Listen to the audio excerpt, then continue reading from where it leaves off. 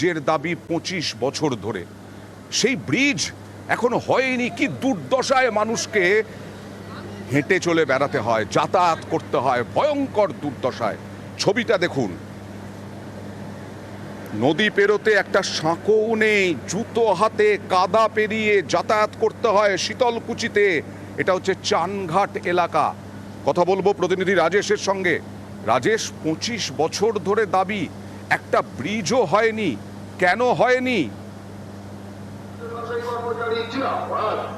দেখো আনন্দা, শীতলকুচির চানঘাট এলাকায় খুঁটামারা নদীতে কিন্তু দীর্ঘ 25 থেকে 30 বছর ধরে সেখানে কোনো পাকা সেতু নেই।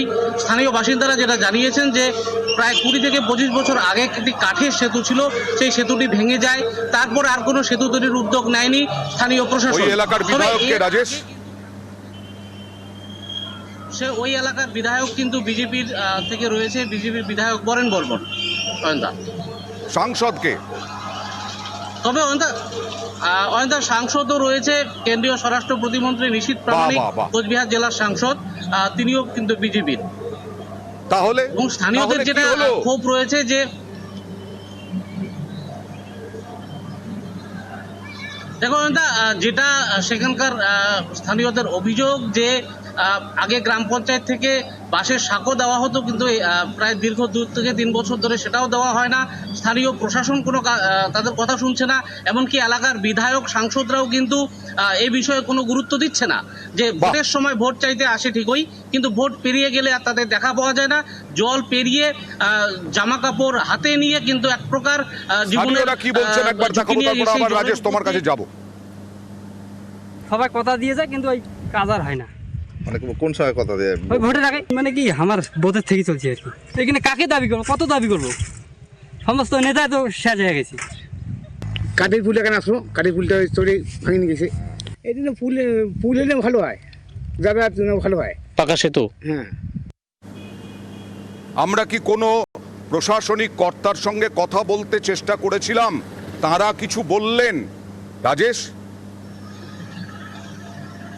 দেখো হয়তো আপনি সেখানকার গ্রাম পঞ্চায়েত প্রধানের সঙ্গে কথা বলেছিলাম। উনি জানিয়েছেন যে এর আগেও বিষয়টি জেলা পরিষদ এবং পঞ্চায়েত সমিতিকে জানানো হয়েছে।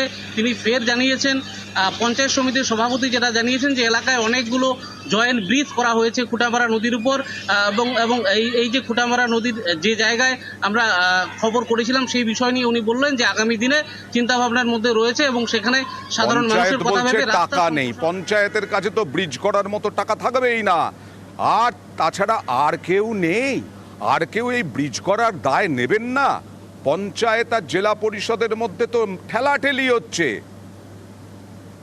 গ্রাম পঞ্চায়েত থেকে যেটা স্কিম আছে সেখান থেকে এত টাকা নাই যে সেতুটা করা যায়। পঞ্চায়েত সমিতিতে দেওয়া যাবে, জেলা পরিষদে দিয়ে তারপরে দেখা যায় কি করা যায়। প্রত্যেকবার বলে যে হ্যাঁ হবে হবে, কিন্তু হচ্ছে না। খুব অসুবিধা হচ্ছে মানুষের চলাফেরা করতে। একবারে তো সব জয়েন্ট ব্রিজ তৈরি করা সম্ভব নয়। প্রায়োরিটির ভিত্তিতে যেটা যেটা আগে করা দরকার আমরা সেটা করতেছি। একবারে তার সব ব্রিজের আমরা টাকাও পাই না। আর জেলা পরিষদ এবং এনবিডিটিতে আমাদের টাকা আসলেই আমরা করে দেবো।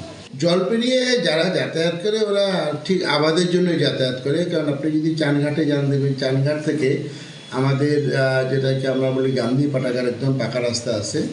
চানঘাট থেকে আমরা নেলেরবাড়ি যে প্রাইমারি স্কুল সেদিকেও রাস্তা আছে। একটু যদি 200-400 মিটার যদি একটু ঘোরাঘুরি করে যায় রাস্তা, কিন্তু আমাদের একদম দুই পাশে ভালো ভালো রাস্তা আছে। এর আগে